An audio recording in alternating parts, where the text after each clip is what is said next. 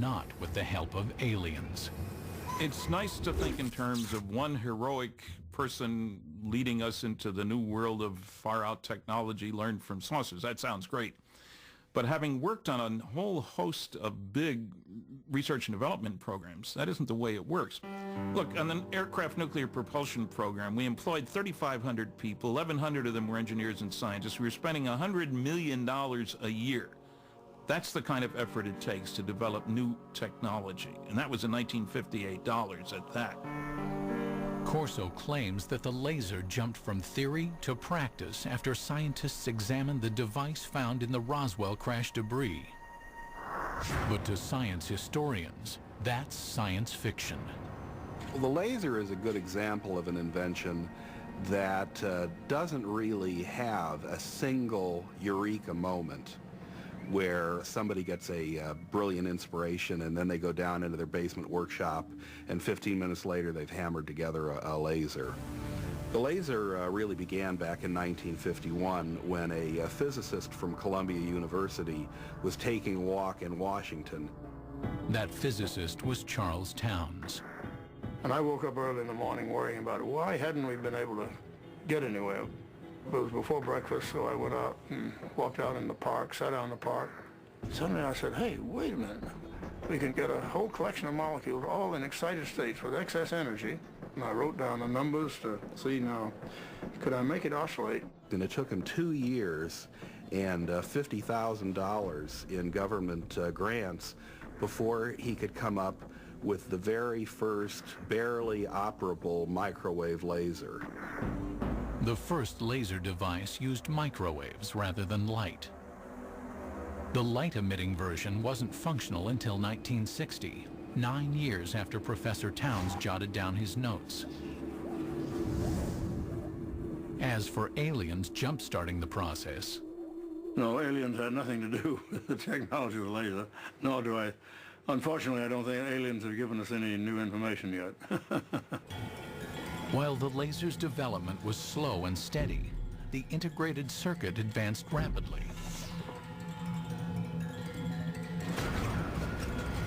But the greatest progress was made by scientists well after Corso retired. The real breakthrough happened in 1971 when a guy named Ted Hoff conceived of the idea of putting an entire microprocessor on one piece of silicon, a computer on a chip. Basically what happens in an integrated circuit is that you are controlling the flow of electrons, or actually in some cases the absence of electrons. Ted Hoff, known as the architect of the microprocessor, started working on integrated circuits in 1968. Hoff disputes Corso's claim that an alien chip captured from the Roswell crash made an earthly version conceivable. If you have a crash scenario, there's presumably damage done, and that damage may make the device even harder to analyze. And even if you had the device, you'd really want a context. If you had seen this device in those days and had no context to put it in other words, what's it used for, you'd even have less chance of understanding it. Hoff also says that to reverse engineer an integrated circuit, as Corso claimed happened in 1961, you would need a scanning electron microscope, which was not invented until 1966.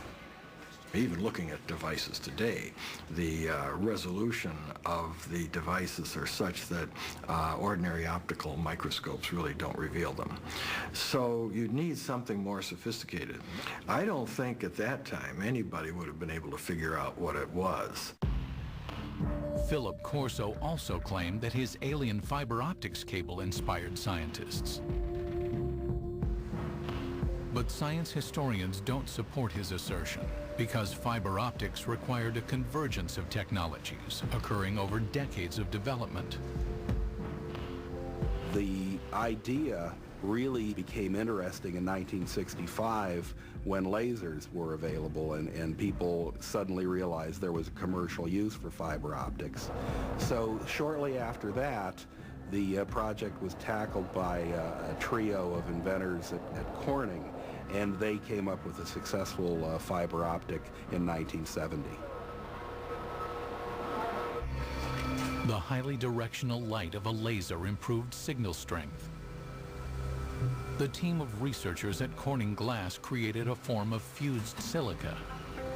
This super pure glass material was capable of carrying 65,000 times more information than copper wire. This made fiber optics commercially practical, 10 years after Corso claimed to have accelerated the technology. That's the real achievement that Don Keck and Peter Schultz and Bob Maurer came up with when they were at Corning. It was coming up with this completely unexpected way to make glass. Corso also stated that he inspired a quantum leap in image enhancement technology. But science historians say the technology of turning night into day was also decades in the making. Progress increased so incrementally. It goes all the way back to the 1940s when image intensifying radar scopes were issued to Allied troops in the Pacific Theater. The first night vision gear employed thermal imaging. Developed by the Germans during World War II, it brought heat energy into the visible spectrum using an infrared light and a receiver. Then, by the early 1960s, William Spicer, a Defense Department researcher, had created image intensification technology. Fort Belvoir scientists built upon his work. Image intensification requires no additional light. Functioning like a radio receiver for light waves, it amplifies existing light. Today's image intensifiers are small enough to be worn as goggles and are capable of amplifying light by a factor of 35,000. Scientists suggest that if Corso really had an alien image enhancer, showing it to researchers in the 1960s did little to advance the technology's measured progress. The engineering that was required just progressed at a very slow rate. Making night vision work was largely the result of really brilliant engineering. Finally, according to technology experts, Corso's super tenacity fibers came not from alien spacesuits, but from years of research by a scientist named Stephanie Kwolek, who worked at the DuPont Company.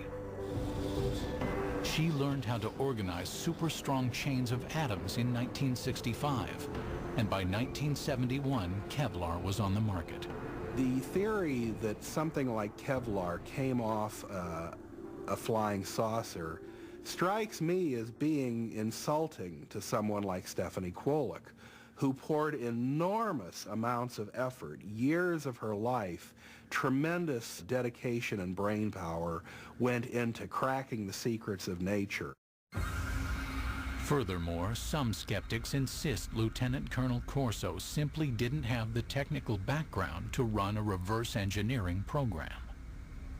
I read something he'd written years ago and found that it was not high-tech. I worked for General Electric, Westinghouse, General Motors, TRW Systems, McDonnell Douglas, with lots of technical people. I'm a physicist myself.